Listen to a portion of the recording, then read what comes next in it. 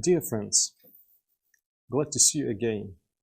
And this time we continue with talking about one of the greatest short stories by Mikhail Sholokhov, Nobel Prize winner in the area of literature, and the story is called The Fate of a Man. Let me say a few words about Mikhail Sholokhov. Born and raised in the southern part of Russia, he was born in 1905, yet before the revolution, he has well accepted the ideals of October Revolution, and his books have become immensely popular in Soviet Union. Among his most famous books, we know "And Quiet Flows the Don." The Don is the river, one of the greatest rivers of European Russia. Mind that this book was written between 1925 and 1940, and it's a novel in many chapters. The next novel is Virgin Soil Upturned. Again, it took a long time to write it. Sholokhov is very much an epic writer. Another big novel he wrote during the World War II, and it is called They Fought for Their Country, 1942. And then, after all these novels actually, except maybe Virgin Soil Upturned, he writes a short story called The Fate of a Man, or Fate of a Man, 1956. Most commonly writers start with short stories and continue with novels, but here this short story is very unusual. It's partly based on a historical prototype, a person that Sholokhov met. Actually, in the spring of 1946, after the end of World War II, while hunting, Sholokhov met a man who told him this story. Sholokhov was stricken and said, "I'll write a short story about this, I surely will." 10 years later, after reading some short stories by Hemingway and Remarque, Sholokhov wrote The Fate of a Man in 7 days.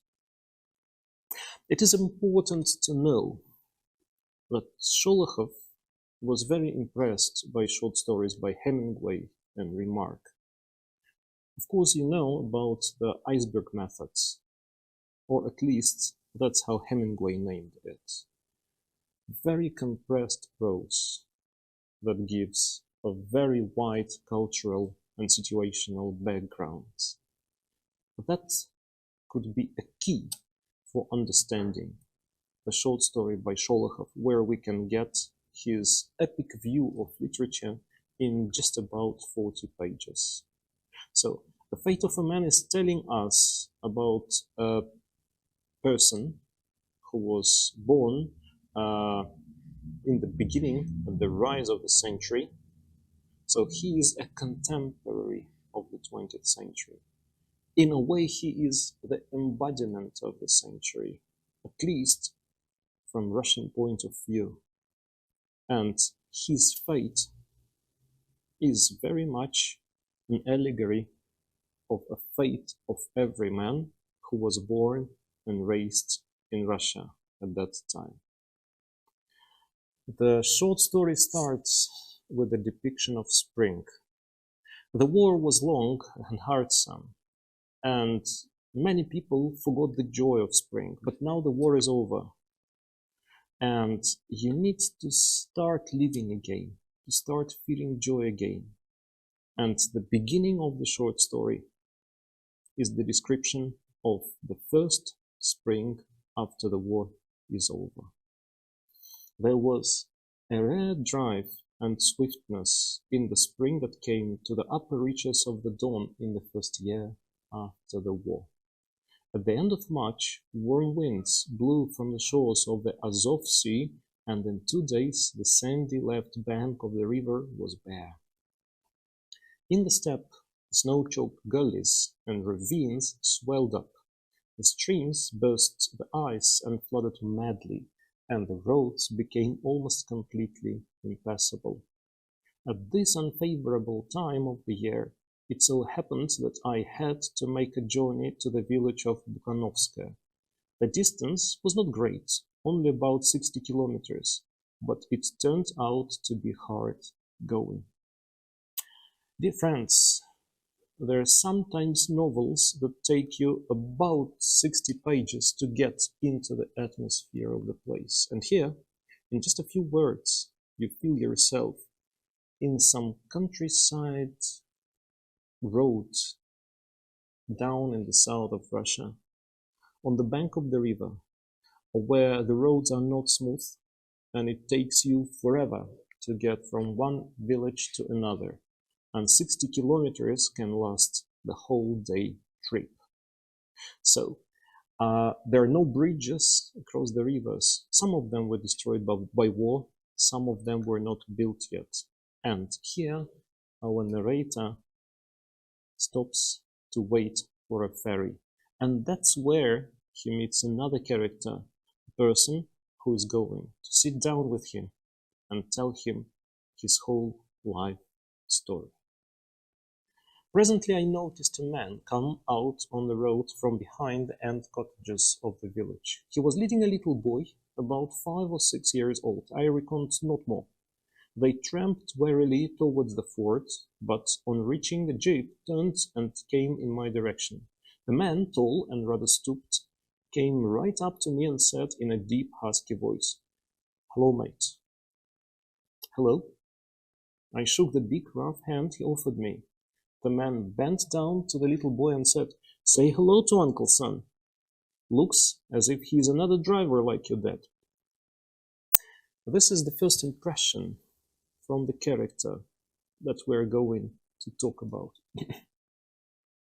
He's not a young man, and in fact, the young boy, 5 or 6 years old, could have been his grandson, as at that time people were getting married very young.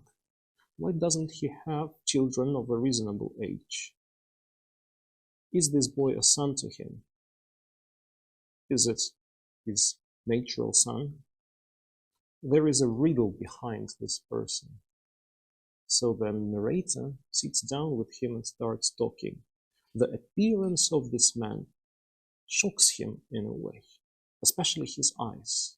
Let's look closer at the eyes of this man.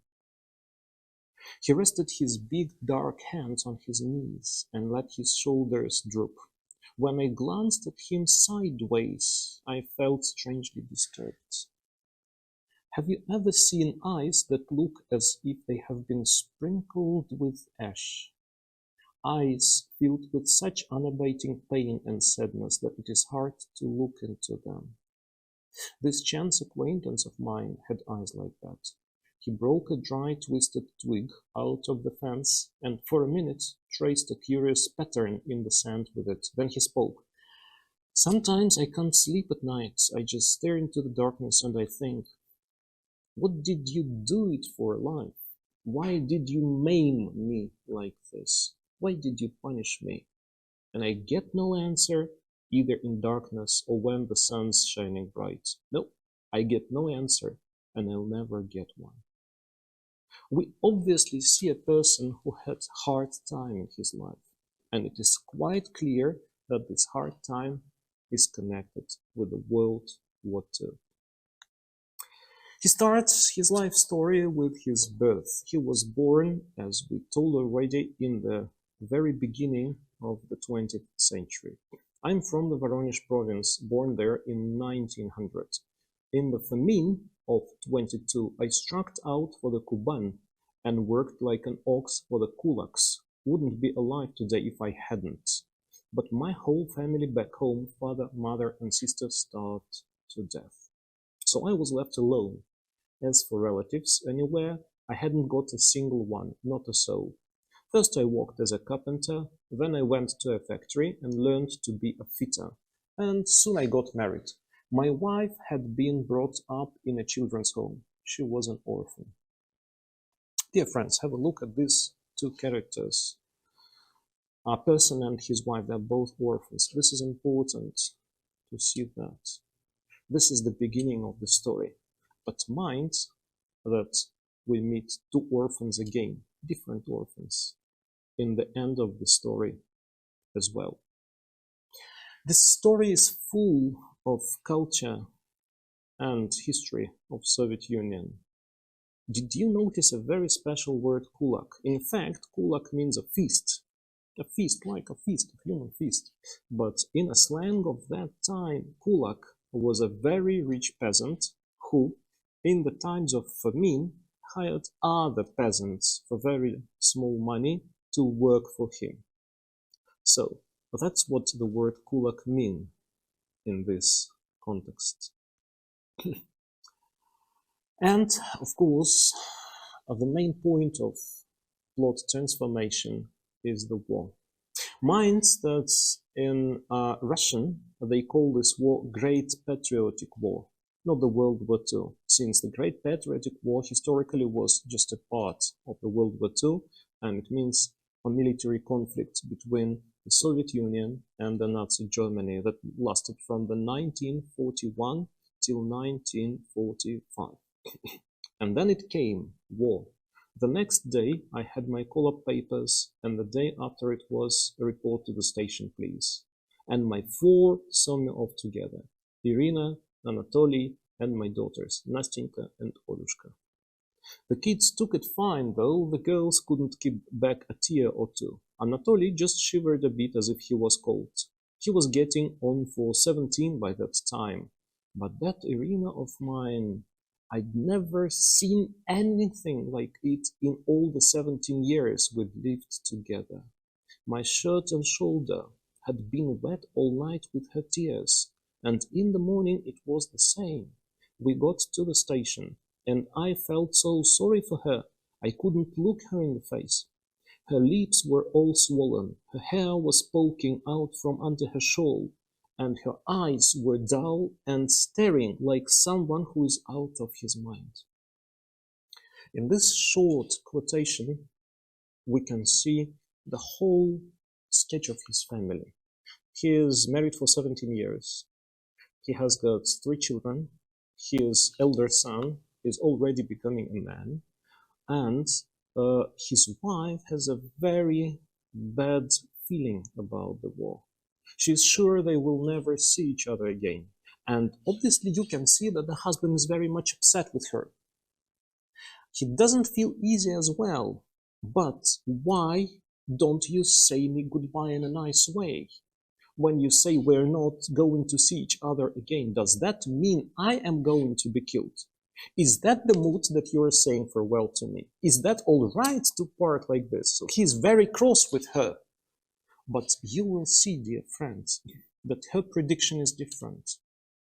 Her prediction is that we're not going to see each other again in this life for some other reason, not because you are going to die. Maybe you survive, but for some other reason. So let us see if her prediction is going to come true. What happens next is that in the very beginning of war, the character is surrendered, and he finds himself in a German prisoner camp. The Russian prisoners were treated worse than many other prisoners. A lot worse than British prisoners and a lot worse than American prisoners. They were not considered human beings, and their destiny was to become slaves. So normally they wouldn't get any medical help, and there was no doctor to come and treat them. And we know that our character has a pain in his arm. So guess what happens by night? Have a look at the slide. In the middle of the night, I felt someone touch my arm and ask, "Are you wounded, comrade?" "Why do you ask, mate?" I says. "I'm a doctor. Perhaps I can help you in some way." I told him my left shoulder made a creaking noise and was swollen and gave me terrible pain. This is a very important part of a short story. A doctor is surrendered as anyone else. He doesn't have to perform his duties in a prisoner camp. Nobody pushes him to do so. Just the other way around. If Nazis find that he helps Russian prisoners, his comrades, He's going to be punished, maybe even killed, because he's not authorized to do so. But he secretly helps other prisoners, because that's what prisoners down there in the terrific conditions of a prisoner camp of war learn. If you don't help each other, nobody is going to help you. Every single person you meet is your comrade, is your friend. This is the only way to survive. Mind this great idea. That's what our character learned in the prisoner camp. He will extrapolate on life, and this will help him to become better and to make life better for someone else. So that's what the doctor does. And then he gave my arm such a wrench that I saw stars. When I got my senses back, I asked him, "What are you doing, you rotten fascist? My arm's broken to bits, and you give it a pull like that." I heard him chuckle. And then he said, "I thought you would hit out with your right while I was doing it. But you're a good-tempered chap, it seems. Your arm wasn't broken. It was out of joint, and I've put it back in its socket. Well, feeling any better?" And sure enough, I could feel the pain going out of me. I thanked him so that he'd know I meant it. And he went on in the darkness, asking quietly, "Any wounded?" There was a real doctor for you.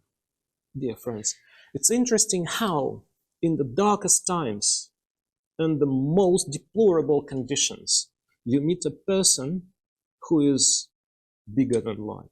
A doctor that doesn't ask for money, a doctor that is ready to be killed, a doctor that is ready to be hit by a person he treats, but still he continues to perform his duty. This is the best example of a doctor who found his vocation. Now, after some time in the prison, authorities are going to kill him. To kill him for being a person who is straight and honest, and the master of the camp asks for our character, the driver, and says him that he's going to grant him with a great honor. He's going to shoot him by himself. Let's have a look at the whole situation. This is an emotional peak. This is one of the culminations of the short story. So that's the prisoner camp director says, "I shall do you a great honor. I shall now shoot you in person for those words. It will make a mess here, so we'll go into the yards. You can sign off out there." "As you like," I told him. He stood thinking for a minute, then tossed his pistol on the table and poured out a full glass of schnapps, took a piece of bread, put a slice of fat on it, held the lot out to me and said, "Before you die, Russian Ivan, drink to the triumph of German arms." Well, anyway, our character is going to die. Do you think he's going to drink for the triumph, for the victory of German arms? Or he is going to offend the officer? How do you think he's going to solve that situation? It is very tricky. Let's see what he does. I put the glass down on the table and the bread with it, and I said, "Thank you for your hospitality, but I don't drink." He smiles. "So you don't want to drink to our victory? In that case, drink to your own death." What had I got to lose? "To my death and relief from torment then," I said. And with that, I took the glass and poured it down my throat in 2 gulps. But I didn't touch the bread. I just wiped my lips politely with my hand and said, "Thank you for your hospitality. I'm ready, Herr Commandant. You can sign me off now." The scene shocked the officer. He suddenly perceived that a common prisoner is less afraid of death than he, the warrior, the officer. And after this brave answer, he releases him.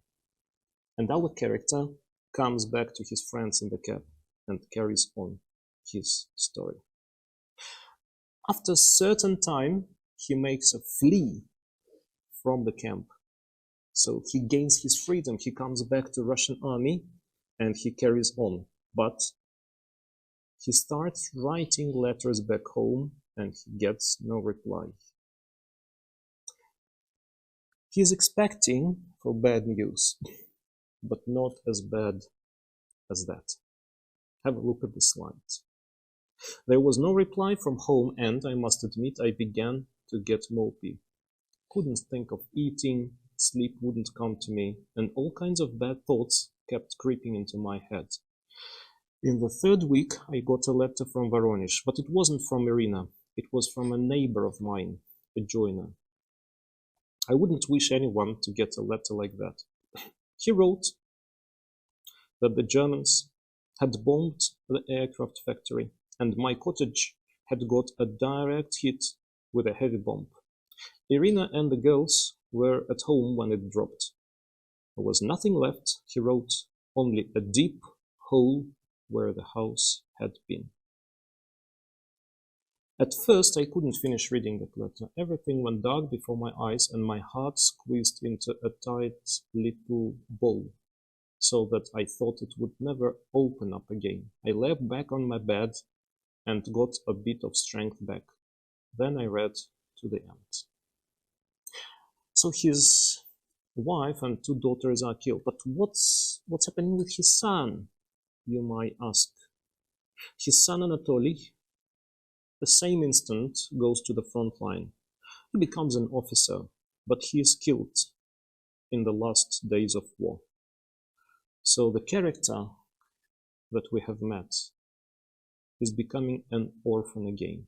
But first time he lost his parents and sisters and brothers. Now this time he's lost his wife and kids. So he is alone again. What can a person do in that situation? How can he find the new meaning in his life? Do you remember the answer that he has got in a prison camp? You can only survive in the hardest times by helping others. And that's what he does. After the war, he is a driver. And he suddenly sees a boy nearby a cafe, an orphan who lost his parents. Have a look at the slide. Well, one day I noticed this lad near the cafe, and the next day I noticed him again. What a little ragamuffin he was, his face all smeared with watermelon juice and dust, dirty as anything.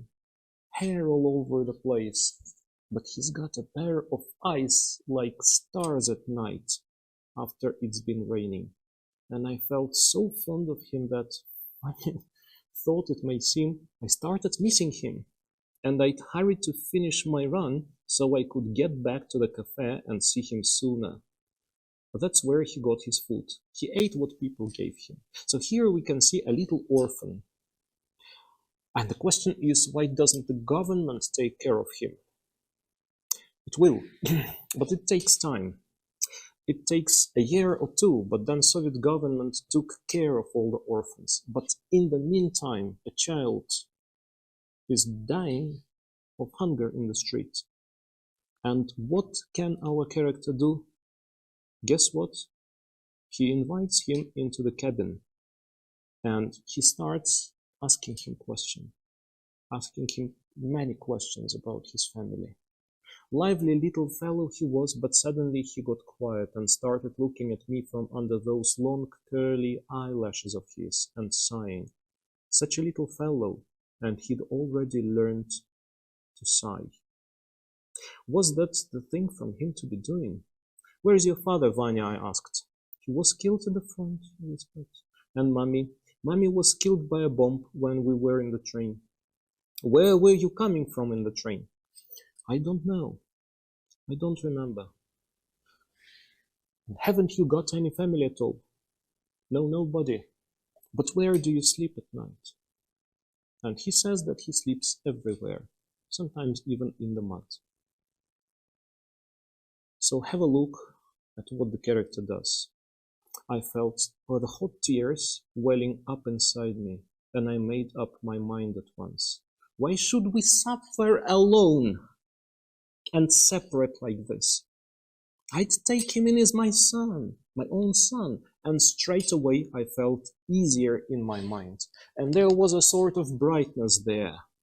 I leaned over to him and asked very quiet, Vanya, Do you know who I am? And he just breathed it out, who?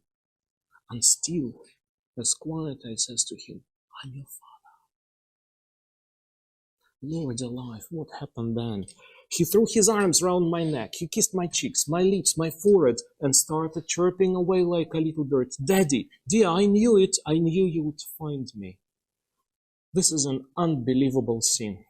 I mean, this is one of the strongest scenes in Russian literature of the 20th century. There are many novels that were created by Sholokhov and other writers. But this scene of two orphans finding each other and a child finding a father in a complete stranger, this is one of the strongest scenes in the Russian literature of the period. And he got his little arms round my neck and hung on tight. He pressed his cheek to my unshaven chin and stuck there, and that's how I carried him in. My friend and his wife were both at home. I came in and winked at them with both eyes. Then, bold and cheerful, I said, well, I found my little Vanya at last. Here we are, good people. They hadn't got any children themselves, and they both wanted a kid. So they guessed what was up straight away and started bustling around. And the kid just wouldn't let me put him down, but I managed it somehow. Have a look. This is such a beautiful scene that people understand each other with a single glance. Today we're talking about emotional intellect, but here you can see these people are hardly educated people. They hardly have any education, but they understand the emotions of each other in less than a second. And this is so touching to see that. Now, you can see that this person who is telling his life story to the narrator, that he suddenly met in the middle of nowhere, on the edge of the road, in 40 pages has become closer to us than an intimate friend. This is the mystery, and this is the marvel of this short story. This is a deep dive into somebody else's life. And that is the magic of it. Have a look at the next slide. This stranger, who now seemed a close friend of mine, held out his big hand, firm as a block of wood. Goodbye, mate. Good luck to you. Thanks. Hey, Sonny, let's go to the boat. The boy ran to his side, took hold of the corner of his jacket, and started off with tiny steps beside his striding father. Two orphans, two grains of sand swept into strange paths by the tremendous hurricane of war. What did the future hold for them? I wanted to believe that this Russian, this man of unbreakable will, would stick it out, and that the boy would grow at his father's side into a man who could endure anything, overcome any obstacle if his country called upon him to do so. This is the end of this short story, but after reading it, you feel like you have completed the whole novel, maybe a couple of them. That gives you such a deep insight into Russian culture and Russian mind. And did you notice that in terms of values, the true value of a man is how much can he endure in life and remain a human being? Thank you for being with us, and see you next time.